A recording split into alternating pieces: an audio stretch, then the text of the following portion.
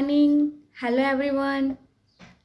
મારું નામ દેવાંશી રાજેશભાઈ મહાલા છે અને હું હાલમાં શ્રીરંગ શિક્ષણ મહાવિદ્યાલય બિલ્લીમોરાથી બીએડનો કોર્સ કરી રહી છું.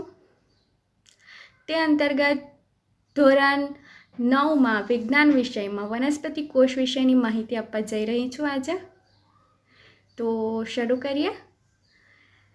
શરૂ કરતાં પહેલાં થોડી બીજી વાતો કરી લઈએ વિષયને લગતી.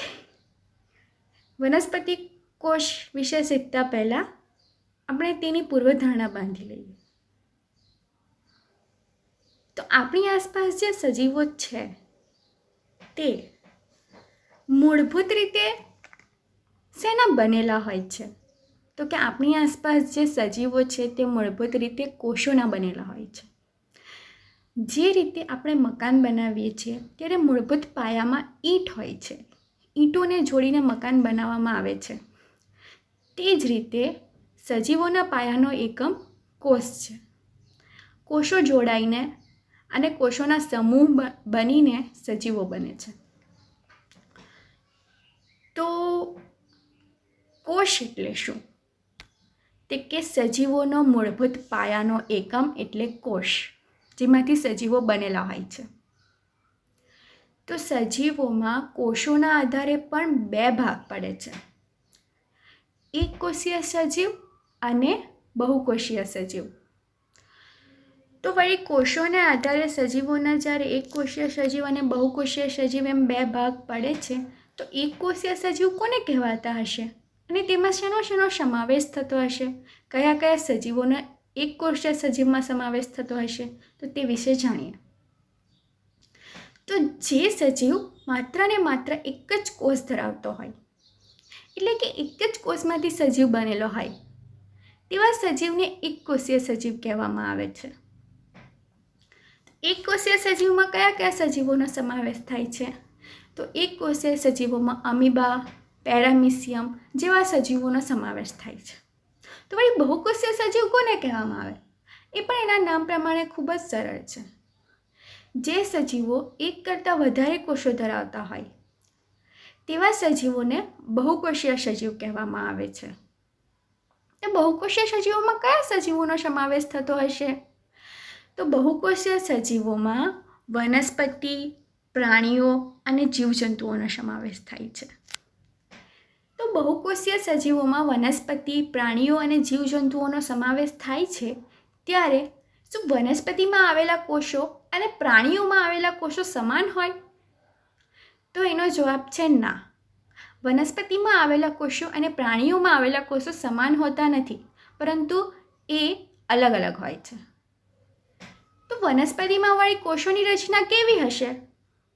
તો તે વિશે આજે આપણે માહિતી મેળવીએ કે વનસ્પતિમાં કોષોની રચના કેવી હશે. તો વનસ્પતિમાં જે કોષો આવેલા હોય છે તેમાં હવે એક ઇમેજ બતાવીશ. આમાં આપણને એક નોંધવાનું એ રહે છે કે જો પહેલો છોડ છે તે ખૂબ નાનો છે ને ધીરે ધીરે ધીરે એ છોડમાં વૃદ્ધિ જોવા મળે છે. ત્યારબાદ તેમાં વધારે વૃદ્ધિ જોવા મળે છે, એટલે કે તેના પ્રકાંડમાં વૃદ્ધિ જોવા મળે છે, તેના પાંડામાં વૃદ્ધિ જોવા મળે છે. પાંડા નાના હોય છે તે મોટા થાય છે. હવે આ ઇમેજમાં નીચે મૂળમાં પણ વૃદ્ધિ જોવા મળે છે, એટલે કે જ્યારે છોડ નાનો હોય છે ત્યારથી જેમ મોટો થાય છે તેમ છોડના મૂળ પણ વિસ્તૃત થતા જાય છે. તો આ વિસ્તૃત થતા જવાના મૂળના વિસ્તૃતીકરણમાં પણ પેશીઓ કોષ જવાબદાર છે. તો વળી આ કોષ કયા હશે? તો તે વિશે આજે આપણે માહિતી મેળવીશું. તે ઉપરાંત તમે એક વસ્તુ નોટિસ કરી શકો છો કે પ્રકાંડ પણ જાડું થાય છે. જેમ વનસ્પતિ કે છોડની વૃદ્ધિ જોવા મળે છે તેમ તેના પ્રકાંડ પર જાડું થતું જોવા મળે છે. તો તે માટે પણ કોષ જવાબદાર હોય છે.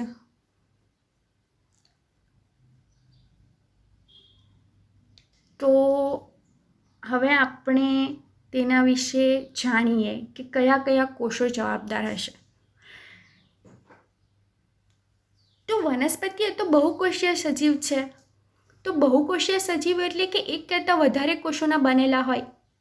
તો એક કરતાં વધારે કોષોના બનેલા સમૂહને શું કહેવામાં આવે? તો કે એકથી વધારે કોષોનો બનેલો જે સમૂહ હોય છે, એટલે કે કોષોનો જે સમૂહ હોય છે, તેને પેશીઓ કહેવામાં આવે છે. કોષોના સમૂહને તો પેશીઓ કહી દીધી, તો વળી પેશીઓનું કાર્ય કઈ રીતે થતું હશે? તો તે વિશે આપણે જાણકારી મેળવીએ. ને વનસ્પતિમાં કઈ કઈ પેશીઓ આવેલી હશે તો તે આપણે જોઈએ. તો વનસ્પતિમાં 3 પ્રકારની પેશીઓ આવેલી હોય છે. એક અગ્રસ્ત વર્ધનશીલ પેશી, આંતરવિષ્ટ વર્ધનશીલ પેશી અને પાર્શ્વીય વર્ધનશીલ પેશી.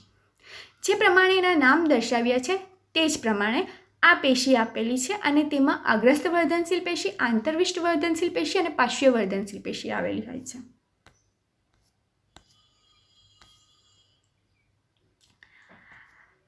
અહીં વૃદ્ધિમાં પર્ણમાં વૃદ્ધિ જોવા મળે છે. તો પર્ણમાં જે વૃદ્ધિ જોવા મળે છે તે અને મૂળમાં જે વૃદ્ધિ જોવા મળે છે તે અગ્રસ્ત વર્ધનશીલ પેશીના કારણે હોય છે. એટલે કે મૂળના છેડા પર અને પર્ણના અગ્રભાગમાં અગ્રસ્ત વર્ધનશીલ પેશી આવેલી હોય છે કે જે વૃદ્ધિ માટે જવાબદાર હોય છે. ત્યારબાદ આપણે જોઈશું આંતરવિષ્ટ વર્ધનશીલ પેશી. તો આંતરવિષ્ટ વર્ધનશીલ પેશી એ પ્રકાંડમાં ગાંઠ હોય છે ને ત્યાં આવેલી હોય છે. જેમ કે શેરડી જેવી વનસ્પતિઓમાં ગાંઠ જોવા મળે છે, તો તે ભાગમાં અગ્રસ્ત વર્ધનશીલ પેશી આવેલી હોય છે. અને પાર્શ્વીય વર્ધનશીલ પેશી એ મૂળના પ્રકાંડમાં આવેલી હોય. પ્રકાંડને જાડું કરવા માટે એટલે કે પરિઘીય વૃદ્ધિ માટે જે જવાબદાર હોય છે તે છે પાર્શ્વીય વર્ધનશીલ પેશી. તો એના કાર્યો કયા કયા છે, તેનું સ્થાન કયું છે, તો તે વિશે આપણે જાણીએ. તો વર્ધનશીલ પેશી એટલે શું? તો વર્ધનશીલ પેશીના સ્થાનને આધારે પ્રકારોની સમજૂતી છે. તો જે પેશીના કોષો વિભાજન પામી નવા કોષોનું સર્જન કરે છે તેવી પેશીને વર્ધનશીલ પેશી કહે છે. સતત વૃક્ષોમાં વૃદ્ધિ જોવા મળે છે. વૃક્ષને આપણે તોડી નાખીએ તો પણ તેમાં વૃદ્ધિ જોવા મળે છે. તો તે શેના કારણે જવાબદાર હોય છે? તો તેના માટે અગ્રસ્ત વર્ધનશીલ પેશી જવાબદાર હોય છે, વર્ધનશીલ પેશીઓ જવાબદાર હોય છે. વનસ્પતિમાં વૃદ્ધિ કેટલાક નિશ્ચિત પ્રદેશમાં જ થાય છે. આ સ્થાનને અગ્રસ્ત વર્ધનશીલ પેશી કહે છે. એટલે કે પર્ણમાં વૃદ્ધિ જોવા મળે છે, મૂળના અગ્રભાગમાં વૃદ્ધિ જોવા મળે છે, તો આવા જે સ્થાનોમાં વૃદ્ધિ જોવા મળે છે તેને અગ્રસ્ત વર્ધનશીલ પેશી કહેવામાં આવે છે. સ્થાનને આધારે વર્ધનશીલ પેશીના 3 પ્રકારો છે. પહેલું છે અગ્રસ્ત વર્ધનશીલ પેશી, બીજું આંતરવિષ્ટ વર્ધનશીલ પેશી અને ત્રીજું પાર્શ્વીય વર્ધનશીલ પેશી. તે વર્ધનશીલ પેશી આ રીતેની હોય છે અને તેના ભાગો અહીં દર્શાવ્યા છે. તો તેનું સ્થાન ક્યાં છે? તો અહીં આપણે આકૃતિમાં જોઈ શકીએ છીએ કે એનું સ્થાન ક્યાં છે. અગ્રસ્ત વર્ધનશીલ પેશી મૂળની ટોચ એટલે કે મૂલાગ્ર, જ્યાં મૂળ હોય છે તેની ટોચ પર જોવા મળે છે. આ નીચે એરો કર્યો છે ને તે બ્લુ એરો કે મૂળની ટોચ, અને ઉપર બ્લુ એરો કર્યો છે કે પર્ણના અગ્રભાગમાં. મૂળની ટોચ અને પ્રકાંડના ટોચ પરોહાગ્ર પ્રકાંડના ઉપરના ભાગમાં જોવા મળે છે. તો તેનું કાર્ય શું છે? તો નવા કોષોનું સર્જન કરવાનું, મૂળ અને પ્રકાંડની લંબાઈમાં વધારો કરવાનો. નવા કોષોના સર્જન દ્વારા તે મૂળ અને પ્રકાંડની લંબાઈમાં વધારો કરે છે. ત્યારબાદ છે આંતરવિષ્ટ વર્ધનશીલ પેશી. તો આંતરવિષ્ટ વર્ધનશીલ પેશી ક્યાં આવેલી હોય છે? તો આંતરગ્રાહ્ય સ્થાને એટલે કે 2 સ્થાયી પેશીઓની વચ્ચે ડાળીઓની આંતરગાંઠ બંને તરફ અને પર્ણોના તલ પ્રદેશમાં. એટલે કે શેરડીને તમે જોઈ જ હશે, તો શેરડી કંઈક આવી રીતેની હોય છે. તો અહીંયા જે 2 ગાંઠ છે તે 2 ગાંઠની વચ્ચેના ભાગમાં આંતરવિષ્ટ વર્ધનશીલ પેશી આવેલી હોય છે. તો આંતરવિષ્ટ વર્ધનશીલ પેશીનું કાર્ય શું છે? તો આંતરવિષ્ટ વર્ધનશીલ પેશી એ 2 ગાંઠ વચ્ચેનું અંતર વધારે છે. આપણે આકૃતિમાં જોયું કે પ્રથમ ગાંઠ વચ્ચેનું અંતર ઓછું હતું, ધીરે ધીરે વધ્યું અને ત્યારબાદ તેના કરતાં વધારે થયું. તો એ જ રીતે આંતરવિષ્ટ વર્ધનશીલ પેશી એ બે ગાંઠ વચ્ચેના અંતરમાં વધારો કરે છે. અને ત્યારબાદ છે પાર્શ્વીય વર્ધનશીલ પેશી. તો પાર્શ્વીય વર્ધનશીલ પેશીનું સ્થાન ક્યાં હોય છે? તો દ્વિદળી વનસ્પતિઓ અંગો મૂળના પરિઘીય વિસ્તારમાં. તો પરિઘીય વિસ્તારમાં જ્યારે હોય છે તેનું સ્થાન, તો વળી તેનું કાર્ય કયું હશે? પરિઘીય વિસ્તાર એટલે કે પ્રકાંડ જે હોય છે તે પ્રકાંડના પરિઘના ભાગમાં એનું સ્થાન હોય છે. તો તેનું કાર્ય શું હોઈ શકે? તો તેનું કાર્ય છે મૂળ અને પ્રકાંડની પરિઘીય વૃદ્ધિ માટે. એટલે પ્રકાંડનું એટલે કે વનસ્પતિનું થડ, જ્યારે છોડ હોય છે ત્યારે એ કુમળું હોય છે કે નાનું હોય છે, અને જેમ જેમ તે છોડની વૃદ્ધિ થાય છે તેમ તેના થડમાં પણ વધારો થાય છે અને તેની જાડાઈમાં પણ વધારો થાય છે. તો તે શેને કારણે છે? તો તે છે પાર્શ્વીય વર્ધનશીલ પેશીના કારણે જવાબદાર છે. તો આ રીતે આજે આપણે વનસ્પતિ પેશીઓમાં વર્ધનશીલ પેશી અને તેના પ્રકારો વિશે જાણ્યું, અને તે પ્રકારો એટલે કે વર્ધનશીલ પેશીના પ્રકારોનું સ્થાન અને કાર્યો વિશે જાણકારી મેળવી. તો હવે આપણે બીજા લેક્ચરમાં મળીશું. Thank you.